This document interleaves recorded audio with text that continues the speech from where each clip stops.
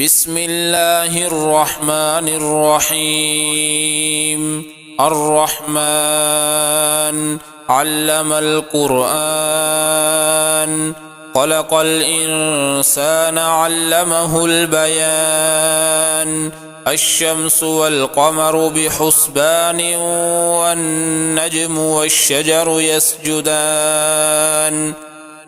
والسماء رفعها ووضع الميزان، ألا تطغوا في الميزان، وأقيموا الوزن بالقسط ولا تخسروا الميزان. والأرض وضعها للأنام، فيها فاكهة والنخل ذات الأكمام، والحب ذو العصف والريحان. فبأي آلاء ربكما تكذبان؟ خلق الإنسان من صلصال كالفخار، وخلق الجان من مارج من نار. فبأي آلاء ربكما تكذبان؟ رب المشرقين ورب المغربين، فبأي آلاء ربكما تكذبان؟ مرج البحرين يلتقيان، بينهما برزخ لا يبغيان. فبأي آلاء ربكما تكذبان؟ يخرج منهما اللؤلؤ والمرجان. فبأي آلاء ربكما تكذبان؟ وله الجوار المنشآت في البحر كالأعلام. فبأي آلاء ربكما تكذبان؟ كل من عليها فان، ويبقى وجه ربك ذو الجلال والإكرام. فبأي آلاء ربكما تكذبان؟ يسأله من في السماوات والأرض، كل يوم هو في شأن. فبأي آلاء ربكما تكذبان؟ سنفرغ لكم أيها الثقلان. فبأي آلاء ربكما تكذبان؟ يا معشر الجن والإنس إن استطعتم أن تنفذوا من أقطار السماوات والأرض فانفذوا، لا تنفذون إلا بسلطان. فبأي آلاء ربكما تكذبان؟ يرسل عليكما شواظ من نار ونحاس فلا تنتصران. فبأي آلاء ربكما تكذبان؟ فإذا انشقت السماء فكانت وردة كالدهان. فبأي آلاء ربكما تكذبان؟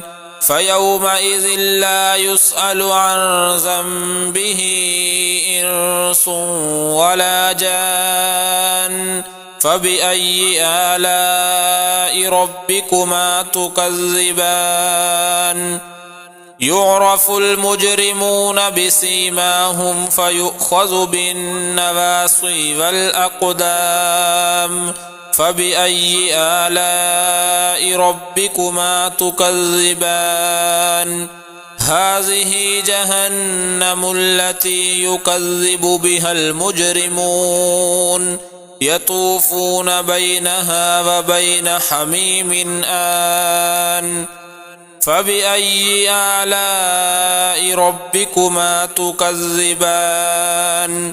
ولمن خاف مقام ربه جنتان، فبأي آلاء ربكما تكذبان ذواتا أفنان فبأي آلاء ربكما تكذبان فيهما عينان تجريان فبأي آلاء ربكما تكذبان فيهما من كل فاكهة زوجان فبأي آلاء ربكما تكذبان متكئين على فرش بطائنها من استبرق وجنى الجنتين دان فبأي آلاء ربكما تكذبان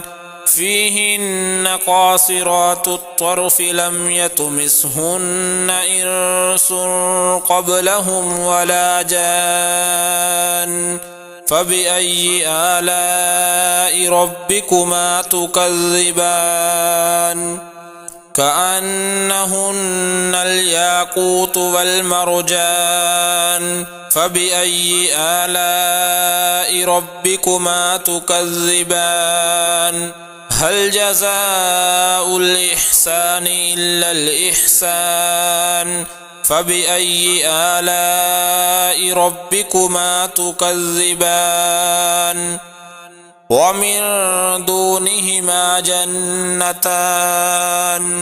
فبأي آلاء ربكما تكذبان مدهامتان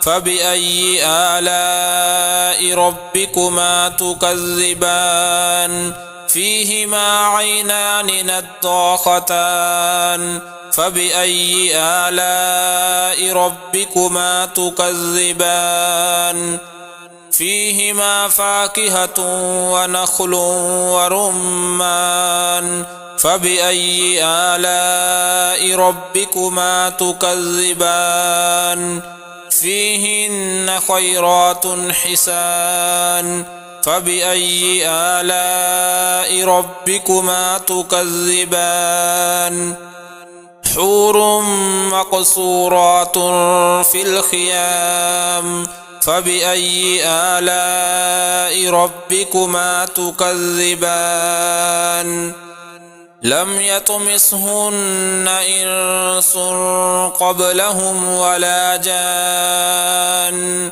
فبأي آلاء ربكما تكذبان متكئين على رفرف خضر وعبقري حسان فبأي آلاء ربكما تكذبان تبارك اسم ربك ذي الجلال والإكرام